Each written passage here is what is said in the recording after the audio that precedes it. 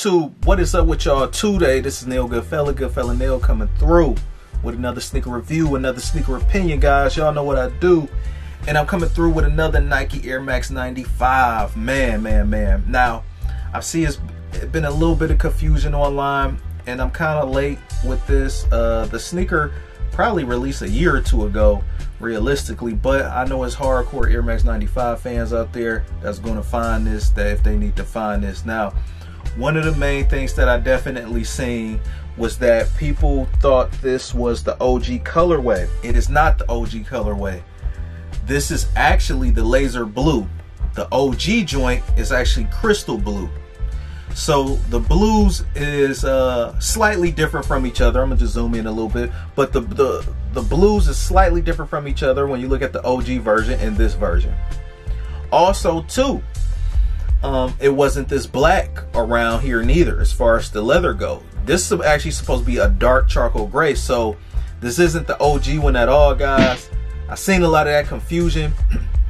It's probably one or two videos ever on this colorway on YouTube, unless somebody dropped another one after that. But y'all know I gotta get my thorough analysis of this kit, guys. Y'all know what I do when y'all get on this channel, man. Hey man, enjoy the ride. So go check out my other previous Air Max 95 videos if you haven't seen those yet. I actually got these for a little bit of a steal deal. And I actually got mine off eBay through the whole third-party joint. Dude actually got these from the outlet, and you know, it say meet your soulmates, eBay. And then we got authentic without a doubt. You know what I mean? You do got some of these people that try to get you with the Air Max 95s. Here we go. We got the eBay stamp right here, similar almost to the StockX stamp. Now back into the kit. Now I didn't get a box with it, but it's definitely brand new. He didn't wear it or anything. This actually came straight from the outlet.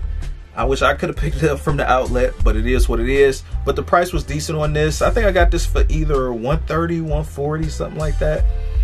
Regular retail for this is probably about like $160 plus tax.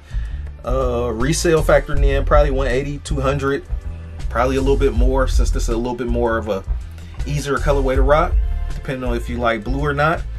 And yeah, man, I thought this was actually gonna go on sale, but nope, didn't happen. That rarely happens with Air Max 95s, especially unless the colorway just not really something that's everybody into. So first thing first, as far as the materials go, now this is also kind of interesting too, because we also got a different paneling right here. First thing first, you got the Suede Nubuck paneling right here at the very top of this layer right here, but then going down, you got more so like this tumbled leather and gray. From a distance you can't really tell, but up close you can tell. Now me, I like the OG style where it's like gradient all the way through with like the light suede, and then we get a little bit darker, then we get a little bit more darker, then eventually it's like a charcoal black or something like that.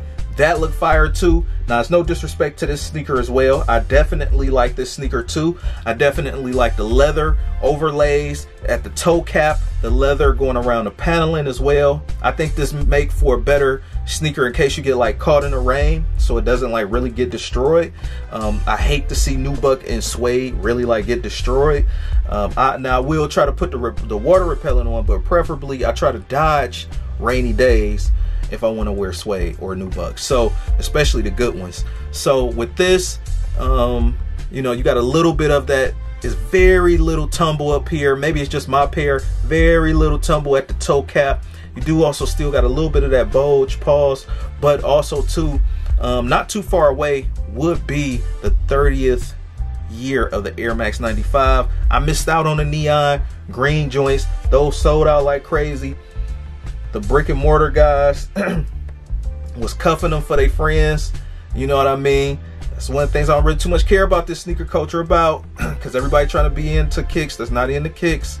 So weird stuff get to happening. But if this was normal and it was like 2010 or 2012 again, that would have not happened. Now they would have sold out, but we would have been able to cop our pair. So I kind of, you know, don't want to pay resale, but it is what it is. So just get the kicks while you can, man. Going to the bottom, I like that chlorine blue, or laser blue rather, Air Max bubble on the inside. Now this is blow mold sole technology, originated on the Air Max 93 as far as the curvature of the Air Max bubble on here, fly and flames. Let's not forget that. Then you also got an air unit in the forefoot. Going to the bottom, you got more so like that cheese grater, kind of like forefoot traction. Down here at the bottom, we call this the spine, since this sneaker does take after the human body, according to Sergio Lozano. Going to the back, obviously you guys can see the embroidered swoosh. This is, I think they also call this the spine too. I broke it down way better in my previous Air Max 90 videos as far as the body parts go. Don't crucify me in the comments. But you also got like that laser blue in the black, laser blue on the back, mesh on the sock liner, Nike Air on the insole, mesh also going along the tongue for breathability, which definitely actually works. And when I walk with these, I actually feel the breeze through the mesh as well. You also got mesh going along the paneling as well, mesh along the toe box. And you do have that leather paneling going up the tongue. Finishing off with that nylon finish material up here. And that beautiful Air Max at the top of the tongue. Now, just as far as a little bit of history with this sneaker and a little bit of the facts. Sergio Lozano, the designer of this sneaker, before this, he was already working on tennis shoes in the ACG department. He was tasked with making the Air Max 95. And the inspiration really started, he was looking out across the lake from his desk, and he thought about the rain eroding the earth, and that's where you get this part of the sneaker at right here. So as you can see, like the layers, you know what I mean? Like the layers to earth, how that would be, you know, the ground and the different kinds of rocks, and then eventually get into the lava or whatever. Originally, that's what the sneaker kind of like was meant for before they added the whole body element or whatever to it. The body element of the sneaker was just added just to tell the story better, according to Sergio Lozano. Tinker Hatfield actually asked him, oh, you know, every product needs a story. That's a great design, but you need a story. And, you know, speaking of the design, this part right here is actually like a compression for the foot. It actually squeezes as soon as you actually tie the lace up, and that's it gives you more of a snug fit for a better secure lockdown. Just as simple as that. Sergio Lozano, though, when he did take this in to show Nike, some people liked it, some people did not like it. It felt like he was getting somewhere because people was actually getting emotional about the kick. Also too, it's a few iterations he wanted different that he actually took a risk with on this sneaker as well. And we got to think too, like, it wasn't like Retro Plus colorways yet really coming out. Since this was a new sneaker at the time in 1995, he would actually purposely make these dark gray to midsole. People originally was going like this was going to be like white, but he thought about the trail runners in Oregon, and like if you're running in this sneaker, right, the last thing you want is a white insole. This would have happened to a white midsole right here. You know, you got the discoloration. You know, yeah, this is a lifestyle colorway. That's great. But if you're running in this and you know, this 1995, this will get dirty. This will become a thing. You would start having to clean every day. And I mean, come on, man, like dirty shoes is hideous. You know what I mean? I know they're supposed to get dirty, but if you can actually put charcoal or black or dark gray at the bottom, just do that. So that was a risk too. And the neon yellow ones that actually dropped, the OG ones, though, that was the first release. So that was a big deal to actually have a dark or charcoal gray or black down here at the midsole.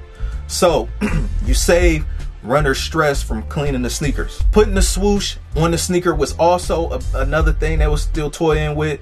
They didn't want to interrupt the flow of the sneaker, so they actually just put the swoosh in the back. Not a bad idea. If you can, try Air Max 95 out. Try it out for sizing purposes. But I would say go to true to size or a half size up if you got a wide foot, because it does get a little narrow at the toe box like most Air Maxes do. The comfort on here is okay, but you know, as far as like a what I'm gonna rate it as far as out of 10 being super cushion, you know, 1 being hell no. Comfort wise, I would probably say 7. And as you wear them and beat them in, you get like a 7.5. You might slowly inch up to an 8 if you wear these enough and they actually take mold to the foot. You got the EVA at the bottom as well on the inside. It actually starts forming to the foot. Model, everything wrapped in 2-1. I will give this a 8.5. Give me the OG Laser Blues Nike, or the OG Crystal Blue rather, and we probably might have a deal, might have a 9.5 or a 10. But these would definitely do. That's what I rate this sneaker, guys. Tell me what you guys think in the comments. Did you guys get these? Tell me what you guys think down below. Rate, comment, and subscribe. I got more videos on the way.